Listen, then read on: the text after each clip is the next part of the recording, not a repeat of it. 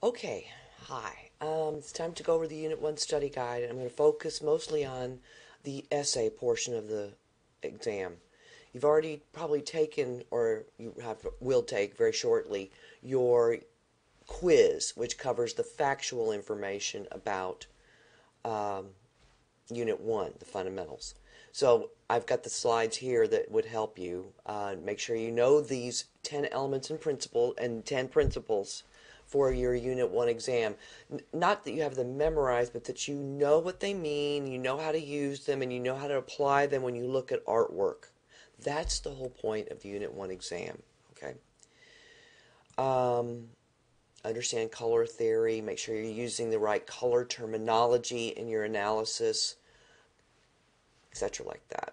Don't worry about the hues portion of this study guide. That is not applicable to this course. Okay. Color schemes. All right. So let's talk about the slides. And let's talk about the essay portion of the exam so you know what to expect. There are going to be 4 questions, and they're going to make up 70% of your exam. Combined with the Unit 1 quiz, that's going to give you the full 100 points. For the essay portion, what I'm asking for is you all to know the name of the artist, at least the last name, okay, and the title of the piece. That's it. No dates, no media, whatever. All right. But I really would prefer, and it would sound less idiotic if you didn't say this painting when you're looking at a sculpture. Just saying. All right. So, after you know that, you take a look at these slides here that I've picked from Unit 1. And let's start with Mr. Ferry's Obey, which was in Unit 1.1 about line, contrast, shape. Okay. Now, when we do formal analysis for artwork, we're looking for the what I call the formal elements: the line, shape, color, contrast, balance, whatever. Pick the ones that are the most important to this piece. Don't try to get all 20 and fit it into one piece. That's a big mistake. So let's look at Mr. Ferry's here. Well, let's see. What do we see? Well, we see shape in the letters and in the background behind the letters, even the organic shapes that make up the face. We see contrast between the red and the white, the black and the white, the red on the black and white field. Okay? And we see, you could even say we see line, especially with that big black line border. All of those formal elements are meant to be eye-catching, don't you think? So, they're meant to capture our attention, because it is kind of a guerrilla marketing piece. All right, take a look at the message here. It says obey, and now take a look at the guy's face. Do you really want to obey this man? Doesn't he look a little bit intimidating? That's the whole point. The piece is a visual joke. Artists are terrible jokesters, and they're really bad at it, but this is meant to be a visual joke. Obey, and you may end up obeying somebody like this. Now, that's formal analysis. Let's look at Maman, Louise Bourgeois' spider piece. Well, let's see. What formal elements do we see here? Well, definitely, you see distorted scale. Is this the normal-looking spider? No. And you could say you see organic form in the spindly legs. And you could definitely say we see volume. That big space that we're meant to walk under, that's suggested by the spider's legs. That's important to the work too. Those are the 3 big ones. Really, you could say yes, there's some texture and it's a sculpture, so it's 3-dimensional form, but you wouldn't necessarily talk about color or balance or unity with this piece. No. Those are the most important ones. Distorted scale, volume, organic form. Okay. Why is distorted scale? Why is the spider so big? Obviously, that's the big part of the meaning. Maman is French for mother. Here, Bourgeois is making a statement about protectiveness of motherhood and of how it can be a little scary and a little intimidating. As we walk under the huge spider, we're kind of going, you know, don't bite us, don't eat us, don't kill us, okay? So are we her young or are we the intruder? Is this a nice, soft, pillowy, soft mother that you come home to? No, this is the fierce, protective one. That's what Bourgeois is saying. So let's take a look at Picasso's La Vie. This piece is a painting from his blue period. And actually it's from Unit 1.10, but it has something in it that it could be applied to Unit 1.4, which is color. And what kind of color was this? Better be sure you use the right term. Monochromatic color. It's basically blue with various shades of white and black added to it, which is what the definition of monochromatic, and that's what the blue period is all about. But color here also has an emotional connotation. You know how red makes me think hot or angry or passionate, a lover, etc. Or yellow might mean the sun. Sickly yellow might be sick, ill. But blue, what do you think of when you think of an emotional attachment with blue? Usually sad is the first word that comes to mind. And his work from this time period, Picasso's, is completely sad and all about sad themes. So the color is one of the most important parts of this piece when you're analyzing it for the exam. We see here this woman on the right, and she's angry. Look at that stern face as she captures the man and his lover in flagrante, so to speak, in the bedroom, and she's holding what? Their baby. Oh my God! So yeah, this is not a happy thing, and this is actually sort of a little snapshot it's sort of a narrative painting in a way. We see them in the bed, we see them out of the bed, and we see them alone, him alone later. Basically, there is this foreshadowing that there's going to be death involved with this scene, and there is, because the man eventually commits suicide. This is a sad piece, and it's invoked by the color and the emotional content between the two people.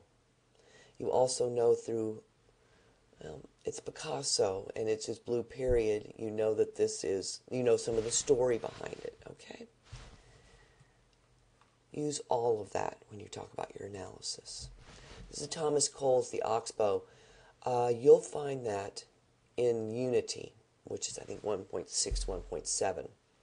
And there is a video associated with this that's very good.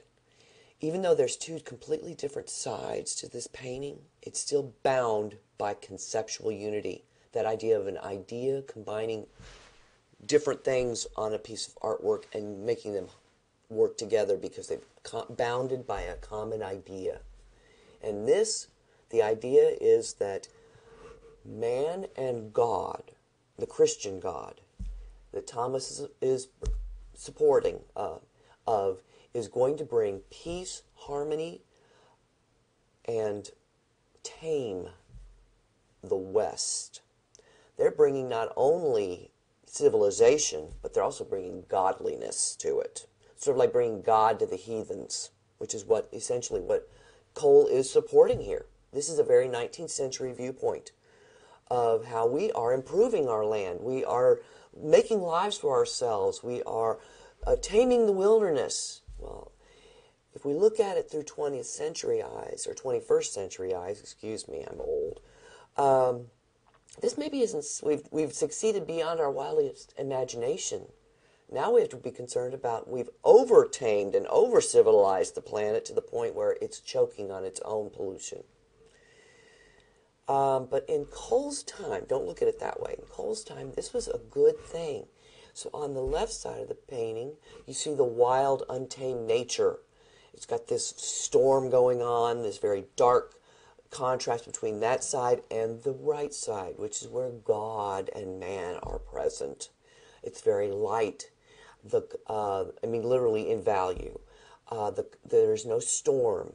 There is this lovely, serene landscape with this large, deep atmospheric perspective working in space that make us think of this going on and on forever. We also have the Hebrewic words etched into the mountain saying God is present. These are all things that you would want to be talking about in your analysis question for coal. Like I said, there is a video, and the Gateways video is really good. There it is in your study guide. Let's talk about scale again. But these tiny little Faberge eggs, made by Faberge, is the artist's name. He was a jeweler par excellence. You probably have heard that name maybe before. These eggs, there are hundreds of these eggs that he made just for the last Tsar of Russia, Tsar Nicholas II.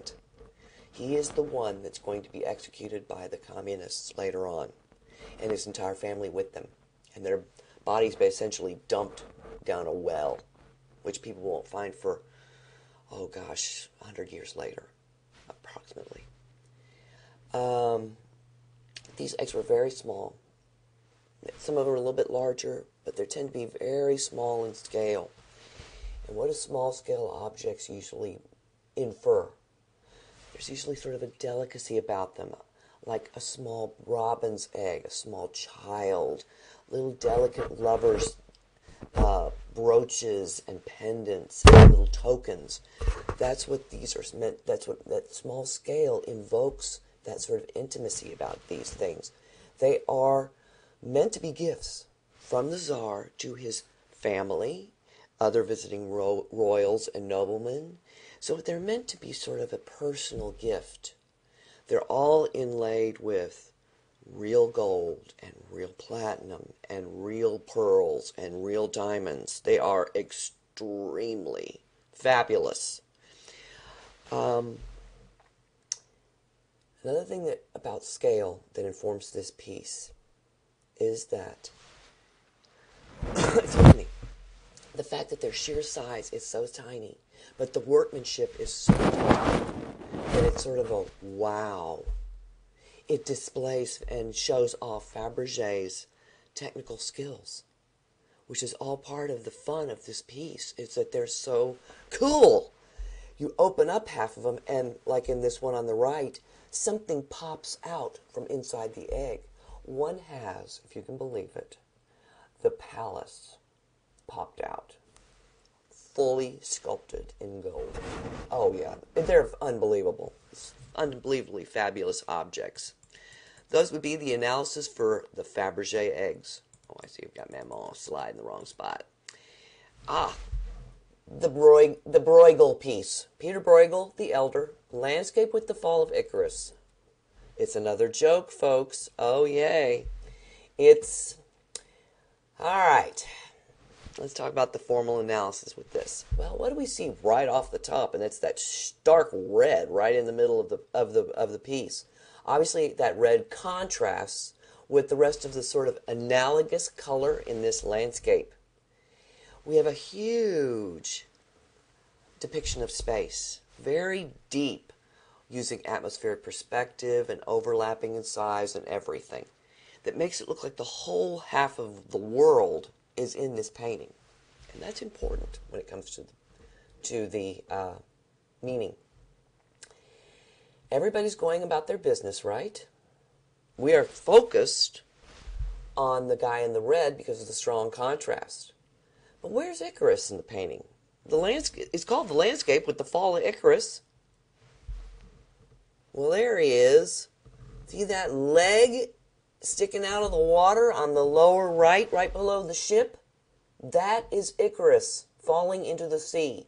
Now, for those of you who don't know, Icarus is a Greek myth.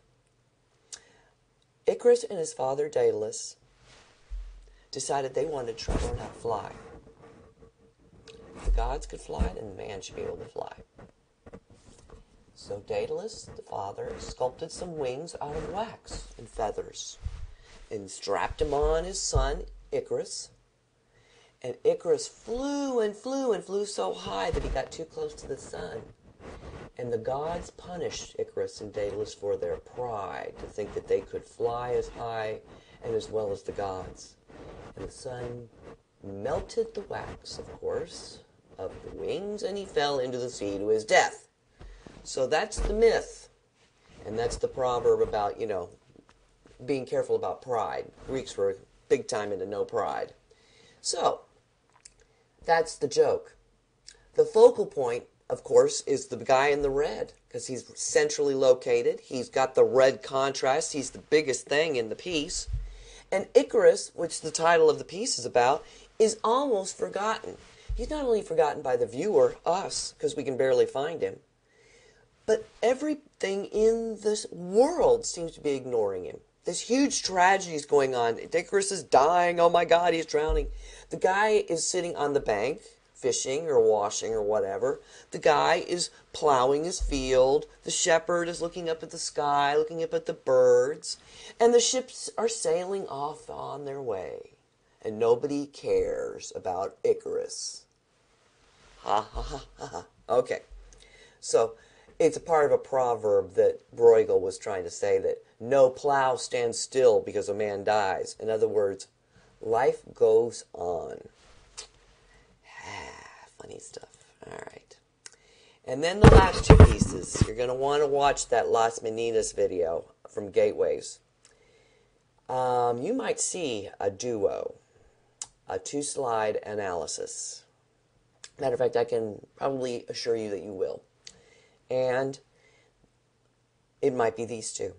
It might be the two visual jokes that are included in this Unit 1 study guide.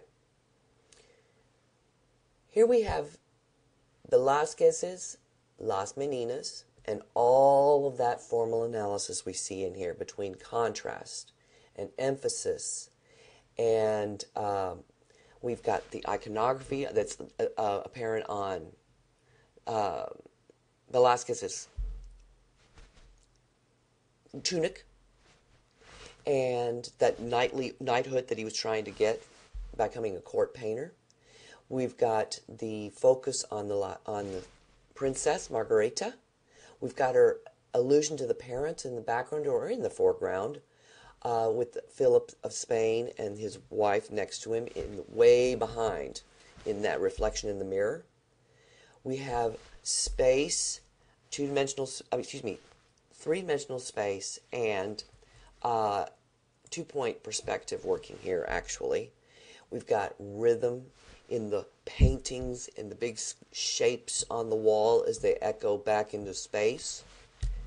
This was Velázquez is really his bit, and Velázquez is actually in a royal portrait.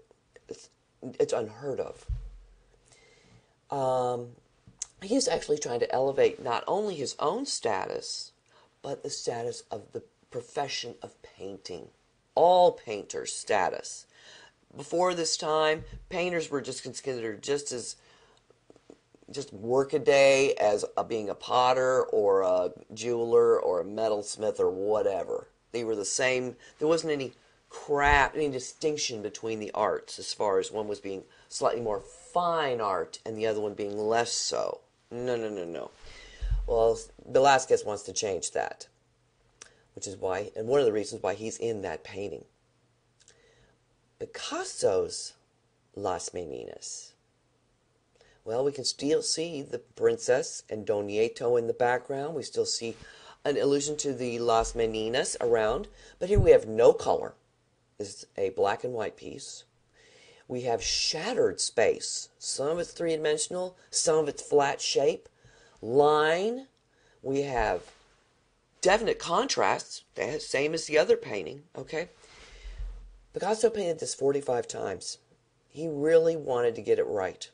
He's not making fun of Velázquez. Picasso was a Spaniard as well. Velázquez was a Spaniard, obviously. Well, Picasso wants to be known as the next great Spanish painter of all time. Velázquez certainly was. And Picasso wants to get on the shoulders of the master, shall we say, and make his own mark in the world. And that's why he's chosen this subject and this artist and this painting, because he wants, it's not it's not a making fun of Velázquez. It's sort of an honoring in a way. That was then. This is my take on Las Meninas. This is the 20th century take, my vision of it. And so you can think of it as also a bid for status and power. Definitely. And there's the rest of those slides. That is it. Good luck, and if you have any questions about the exam, please email me, okay? And remember, do not plagiarize. Only submit your exams through the provided Dropbox. Use your own words for this exam, okay? Thank you. Good luck.